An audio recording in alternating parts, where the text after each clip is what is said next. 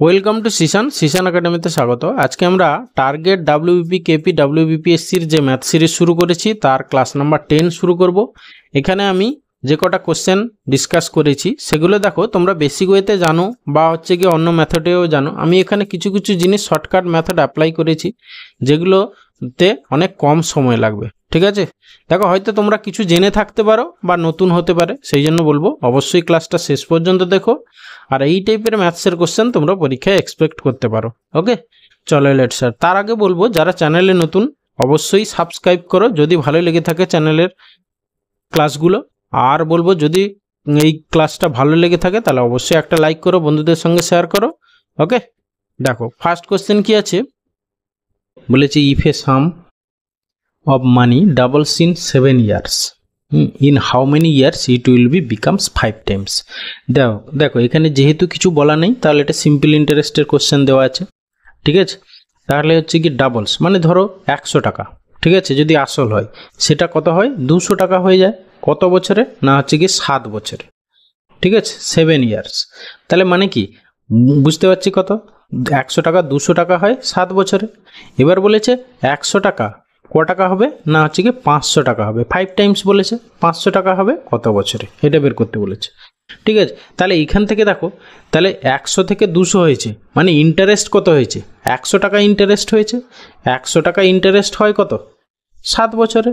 এখানে কত 100 থেকে 500 হয়েছে মানে হচ্ছে কি 400 টাকা ইন্টারেস্ট হবে ক বছরে।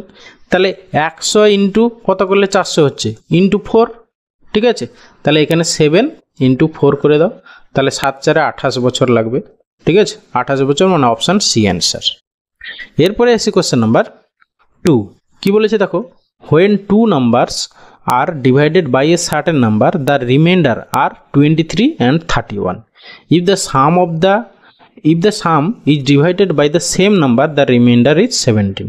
ঠিক আছে, মানে বলেছে কোনো একটি সংখ্যা দ্বারা দুটো সংখ্যাকে ভাগ করলে যথাক্রমে 23 আর 31 রিমাইন্ডার থাকে। ঠিক আছে, যদি তাদের যোগফলকে ওই সংখ্যাটা দ্বারা ভাগ করা হয় তাহলে রিমাইন্ডার হয় 17। তাহলে যে সংখ্যাটা দিয়ে ভাগ করা হচ্ছে সেটা কত। ঠিক আছে, দেখো প্রথম ক্ষেত্রে তোমার রিমাইন্ডারগুলো কত কত ছিল 23 আর হচ্ছে 31। পরে কি বলা হয়েছে, সংখ্যা দুটোকে যোগ করা হয়েছে করে ডিভাইড করা হয়েছে। আচ্ছা 23 আর 31 যোগ করো কত হচ্ছে দেখো 4 আর 3 2 5। ঠিক আছে, 54। এবার পরে যখন ভাগ করা হয় ওই সংখ্যাটা দিয়ে রিমাইন্ডার হচ্ছে 17। তাহলে এইখান থেকে যদি আমি 17 বাদ দিয়ে দিই যে সংখ্যাটা হবে সেটাই হচ্ছে গিয়ে তোমার ডিভিজার বা ভাজক। ঠিক আছে, তাহলে এখানে 14 থেকে 7 বাদ গেলে 7 আর এখানে হচ্ছে গিয়ে 4 থেকে গেলে 3, তাহলে অ্যান্সার হবে 37, অপশান সি অ্যান্সার। ঠিক আছে, তাহলে এই টাইপের কোশ্চেন কী করবে, প্রথমে যে রিমাইন্ডার দেওয়া ছিল সে দুটো যোগ করে দিলে, এবার পরে যখন ওই সামকে তোমার ওই সংখ্যাটা দিয়ে ডিভাইড করা হচ্ছে তখন 17 রিমাইন্ডার হচ্ছে, তাহলে সংখ্যাটা কত হবে, তাহলে আগের টোটাল দুটো রিমাইন্ডার থেকে এই রিমাইন্ডারটা বাদ দিয়ে দাও, যেটা হবে সেটাই হচ্ছে গিয়ে ডিভিজার। ওকে, এরপরে আসি কোশ্চেন নাম্বার 3। কি বলেছে, if I purchased 11 lemons for ₹10 and sold 10 lemons for ₹11, the percentage of profit is. মানে যদি 11টা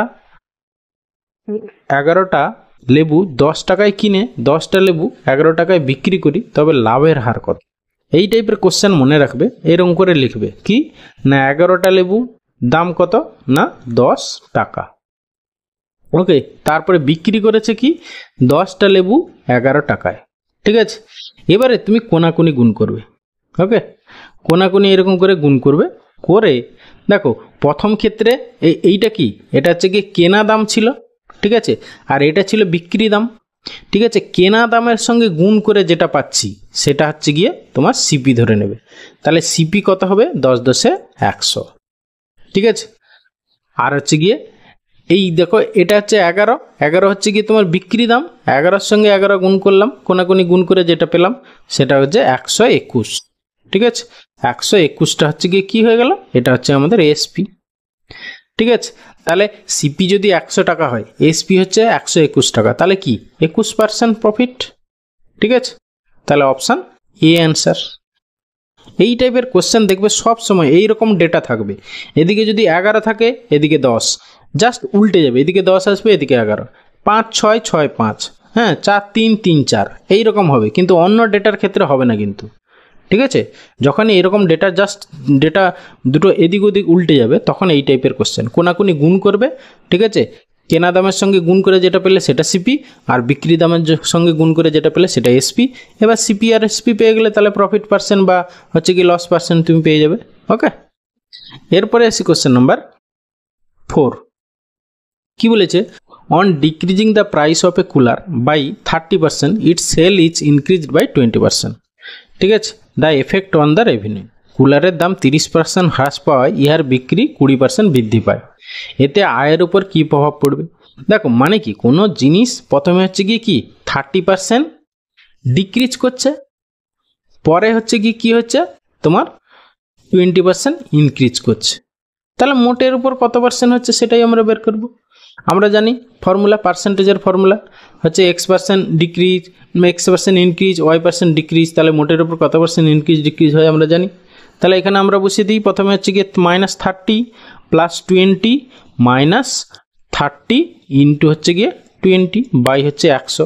এই টোটালটা দেখি কত হচ্ছে, পজিটিভ না নেগেটিভ। যদি পজিটিভ হয় তাহলে বৃদ্ধি হয়েছে, যদি নেগেটিভ হয় তাহলে হ্রাস হয়েছে।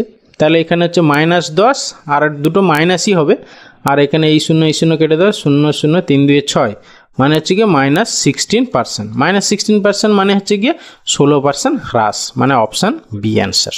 ওকে, যদি আমার প্লাস আসতো তাহলে 16% ইনক্রিজ হতো। ওকে, এরপরে আসি কোশ্চেন নাম্বার 5। বলেছে by which smallest number should it be multiplied so that it becomes a perfect square. বলেছে কোন ক্ষুদ্রতম সংখ্যা দ্বারা এতকে গুণ করলে এটি একটি পূর্ণবর্গ সংখ্যা হবে। ঠিক আছে, এই টাইপের কোশ্চেন তুমি কি করবে, জাস্ট ফ্যাক্টর করে যাও, স্কোয়ার নাম্বার দিয়ে ফ্যাক্টর করো। ঠিক আছে, তাহলে 8712 একে আমি স্কোয়ার নাম্বার দিয়ে ফ্যাক্টর করি। আমি প্রথমে 4 দিয়ে ফ্যাক্টর করি, 4 2 8, 4 1 4, 4 7 28, 29 30 31, আবার 4 8 32, আবার দাও 4 দাও, 4 5 20, 4 4 16, না যাবে না, তাহলে আমরা 9 দিই, 9 পরে স্কোয়ার নাম্বার, 9 দিয়ে দিলে 9 2 18, 9 2 18, 19 20 21, 9 4 36, 9 2 18। ঠিক আছে, এরপরে দেখো এটা কততে যাবে, 121 দিয়ে যাবে। ঠিক আছে, 121 2 হচ্ছে গিয়ে তোমার এইটা। ঠিক আছে, এবারে দেখো এটা স্কোয়ার নাম্বার, এটা স্কোয়ার নাম্বার, এটা স্কোয়ার নাম্বার, তাহলে শুধু 2 হচ্ছে গিয়ে স্কোয়ার নাম্বার নয়, তাহলে একে স্কোয়ার করতে হলে আরও একটা 2 গুণ করতে হবে। তাহলে এই টোটাল নাম্বারটার সঙ্গে যদি আমি আরও 2 গুণ করি তাহলে সেটা একটা পূর্ণবর্গ সংখ্যা হবে। বলেছে কোন ক্ষুদ্রতম সংখ্যা গুণ করলে, দেখো 2 গুণ করলে হবে, আবার 2 ইন্টু আরও ধরো 4, মানে সব থেকে ছোট কোন সংখ্যা গুণ করলে সেটা পূর্ণবর্গ সংখ্যা হবে, তাহলে 2, মানে যেটা হচ্ছে গিয়ে বিজোড় আছে, মানে একটা মানে সিঙ্গেল আছে, সেই নাম্বারটা আবার গুণ করতে হবে। তাহলে এখানে অপশান এ হবে অ্যান্সার। ওকে, এরপরে আসি কোশ্চেন নাম্বার, এখানে আর একটা কথা বলে রাখি আগের কোশ্চেনটায়, দেখো যদি এইটা কি বলেছে কোন সংখ্যা গুণ করলে, যদি এখানে বলতো কোন সংখ্যা ভাগ করলে সেই ক্ষেত্রেও অ্যান্সার 2 হতো। কারণ কি, এই 2 ভাগ করে দিলে বাকি যে নাম্বারগুলো পড়ে থাকবে সেগুলো স্কোয়ার নাম্বার। ঠিক আছে, বাকি যে ফ্যাক্টরগুলো পড়ে থাকবে সেগুলো সব স্কোয়ার ফ্যাক্টর। তাহলে যদি কত গুণ করলে বলতো যা অ্যান্সার হবে, কত ভাগ করলে সেম অ্যান্সার হবে। ওকে, এরপরে আসি কোশ্চেন নাম্বার 6। বলেছে a man spends in 4 months as much as he can earn in 3 months. He saves এত টাকা in a year. His monthly income is, মানে এক ব্যক্তি তার 3 মাসের আয় দিয়ে 4 মাসের খরচ চালান। তিনি বছরে এত টাকা সঞ্চয় করলে তার মাসিক আয় কত?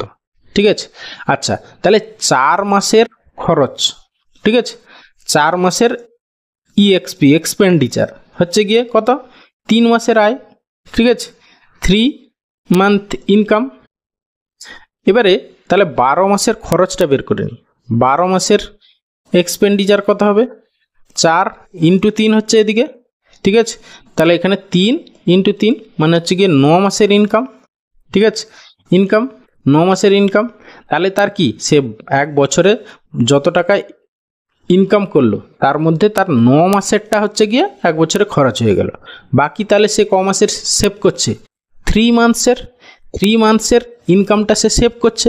এবার কি বলেছে, হি সেভস এত ইন এ ইয়ার, মানে সেই 3 মাসের ইনকাম, মানে 3 মান্থস ইনকাম কত, এইটা এই 10,860 এত টাকা। এবার বলছে হিজ মান্থলি ইনকাম, তাহলে 3 মাসের ইনকাম যদি এটা হয় তাহলে 1 মাসের ইনকাম, তাহলে 3 দিয়ে ভাগ করে দাও, তাহলে ইকুয়াল টু 3 3 9, 3 6 18, 3 2 6 0, তাহলে 3,620 টাকা, মানে অপশান সি অ্যান্সার। ওকে, মানে যত মাসের প্রথমে এক্সপেন্ডিচার দেওয়া ছিল সেখান থেকে ধরে 12 মাসের এক্সপেন্ডিচার ইন টার্মস অফ কত মাসের ইনকাম বের করে নিলে, তাহলে হচ্ছে গিয়ে ওই ইনকামটা চলে গেল, বাকি যে মাসের ইনকাম পড়ে থাকলো সেটা হচ্ছে সেভ। এখানে সেইটা হচ্ছে গিয়ে তোমার 1 বছরে সেভ করেছে এত টাকা, তাহলে এক মাসে কত, ঠিক আছে। এরপরে এসে কোশ্চেন নাম্বার 7, বলছে the daily wages of 2 worker are in the ratio this, if one get eight more than the other, the total wage earned by them. দেখো এখানে দুজনের ওয়েজের রেশিও কত, 3:4, একজন আরেকজনের থেকে কত বেশি পাচ্ছে, 1 ইউনিট। সেই 1 ইউনিটের ভ্যালু দেখো বলা আছে কত, ইউনিটের ভ্যালু বলা আছে 120 টাকা, ব্যাস।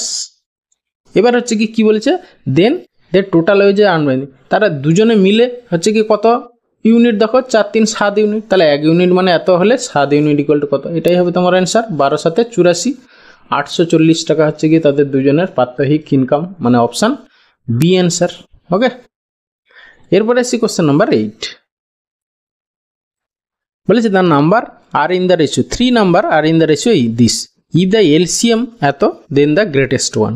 তাহলে আমরা ধরে নিই সংখ্যা দুটো কি, 2x, তিনটে সংখ্যা 3x আর হচ্ছে 7x, এদের এলসিএম কত, সবগুলো 2 3 7-এর এলসিএম আর x বসবে, শুধু গসাগু হচ্ছে x, গসাগু একবার বসবে আর বাকিগুলো লসাগু, ঠিক আছে। 2 3 7-এর গুণফল যা হবে সেটাই হচ্ছে ওদের লসাগু, তাহলে 3 2 6 7 42, তাহলে 42x, সেই 42x এর ভ্যালু বলা আছে কত, 714।